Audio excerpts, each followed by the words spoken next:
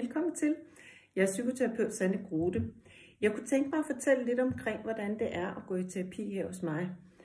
I terapien der bruger jeg meget ofte psykoedukation, som er viden omkring, hvordan vi er indrettet i vores psyke, hvordan vores hjerne fungerer, hvordan vi kan forstå vores reaktionsmønstre og forskellige svære følelser, som vi står med. Det jeg oplever, når jeg bruger psykoedukation som nogle delelementer ind i terapien, det er, at det giver de mennesker, jeg taler med, en rigtig god ballast og indsigt i, hvad er det i virkeligheden, der er på spil i dem.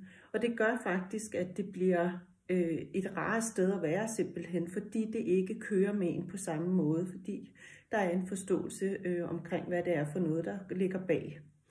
Så nogle gange så går jeg til tavle og fortæller en lille bit smule i forhold til de mange slides, jeg har.